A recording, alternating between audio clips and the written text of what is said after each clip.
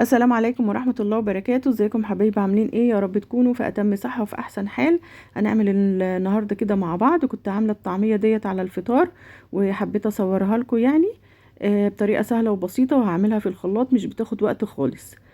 انا عملت معاكم الطعمية قبل كده بس بطريقة مختلفة. هنعملها النهاردة بقى كده بكل سهولة وسريعة. انا معايا كوباية من الفول المدشوش نقعاه من بالليل.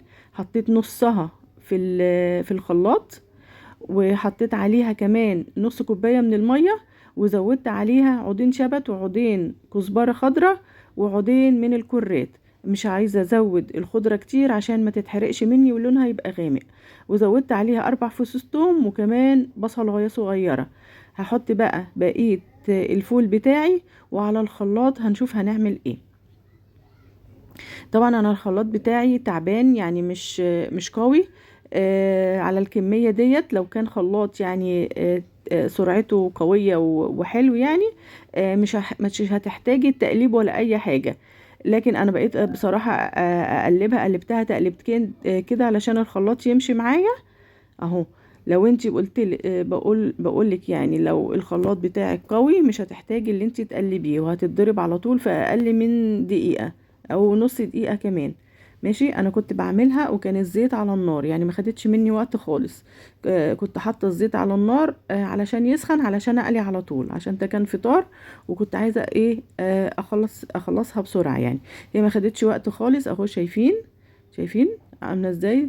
هحطها بقى كده ايه في مصفى، والمصفى ديت تحتها طبق علشان الميه اللي احنا حطيناها عايزه اصفيها علشان الطعميه ما تبقاش ايه تفكي مني وانا بقليها.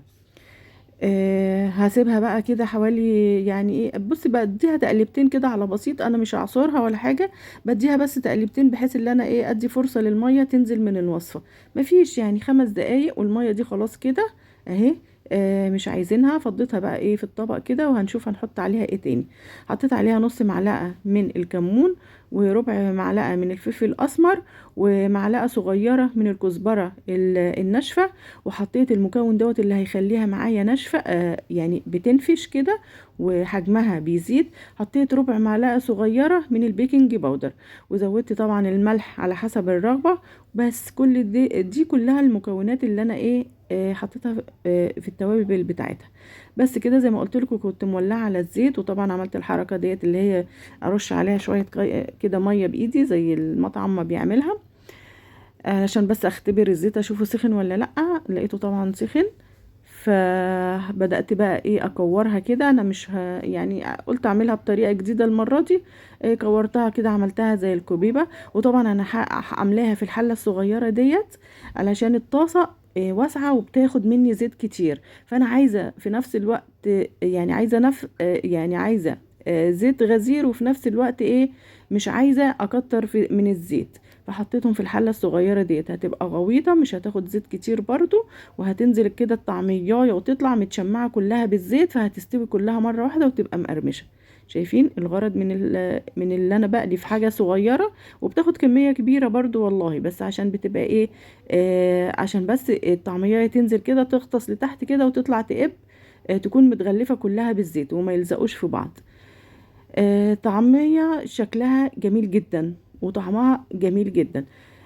انا كنت الاول معليه العين وطيت العين شويه يعني خليتها وسط علشان ما تتحرقش مني. شايفين؟ ومسحتش في الزيت اهي. الزيت نضيف. وهقليهم بقى كلهم لانهم هم ايه يا دوبك على قد الفطار بتاعنا احنا ما شاء الله عيله يعني.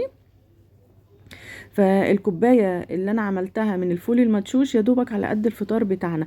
ما شاء الله عملت كميه كبيره وفاض منها برضو. طبعا عملت سلطه بالعيش الطري. الطعميه طبعا بتبقى جميله جدا بالعيش اللي هو الطازه، لازم يكون طازه. بتبقى حلوه قوي ونضيفه واحسن ما بنشتريها من بره. شايفين من جوه عامله ازاي؟ هي مستويه من جوه برضو اهي. تمام. عشان بس سخنه تلاقيها لسه ايه يعني ملزقه في بعض شويه. ما تنسوش في اللايك بقى، والسلام عليكم.